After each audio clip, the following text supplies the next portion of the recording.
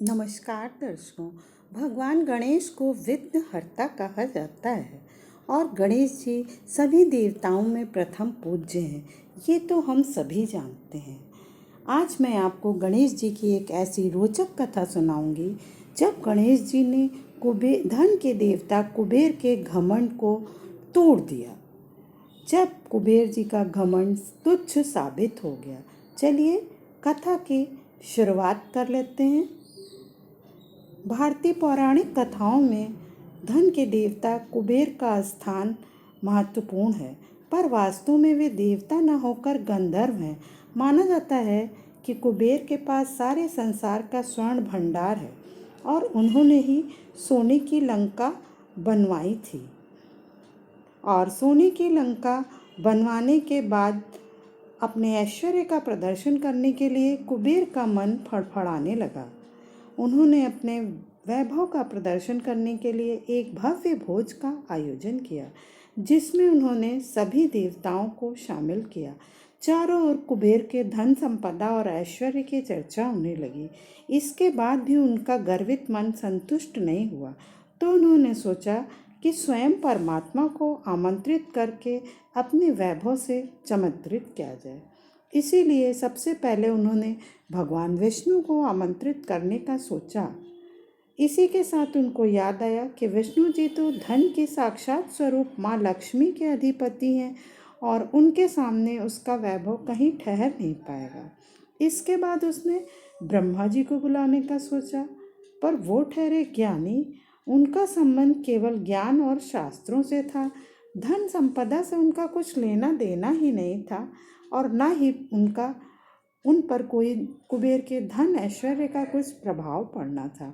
इसके बाद भोले भंडारी भगवान शिव को याद कर कुबेर आनंद से सारोबार हो गए और उन्होंने सोचा कि एक व्याघ्र चर्म धारण करने वाले खुले पहाड़ों में रहने वाले शिव जी जब उनकी लंका देखेंगे तो उनकी आंखें फटी की फटी रह जाएंगी।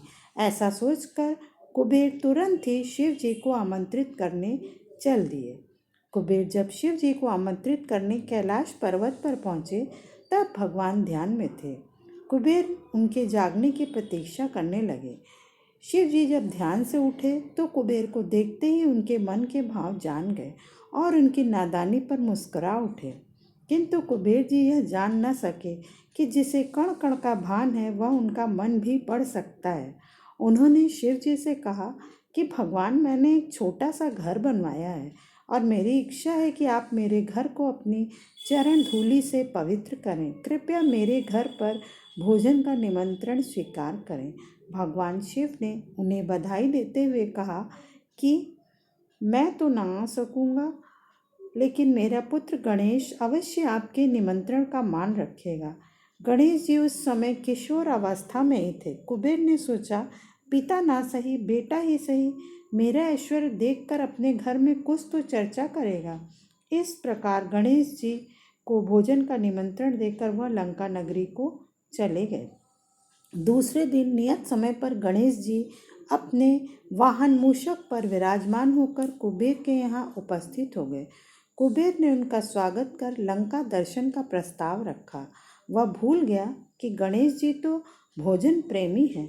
गणेश जी ने कहा, मैं तो भोजन करने आया हूँ, आपकी लंका देखने नहीं। मुझे भोजन करवा दीजिए, मुझे भूख लगी है।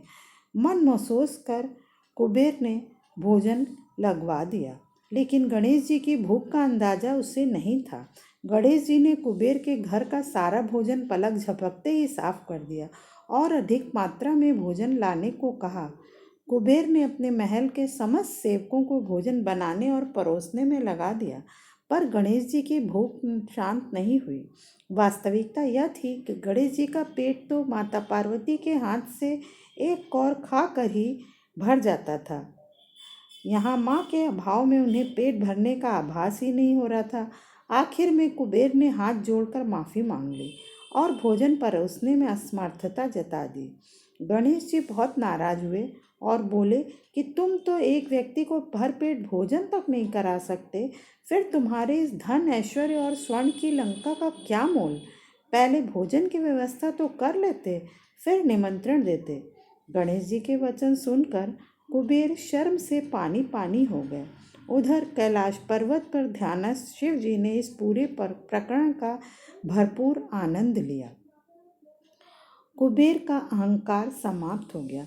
वे अच्छी तरह समझ गए कि धन के देवता होने के बाद भी वे आने वाले अतिथि का पेट तक नहीं भर सकते। इसके बाद कुबेर गणेश जी के चरणों में गिर गए और अपने घमंड के लिए क्षमा मांगी। गणेश जी ने भी तब अपनी लीला समाप्त की और उन्हें क्षमा कर उन्हें सद्बुद्धि प्रदान की।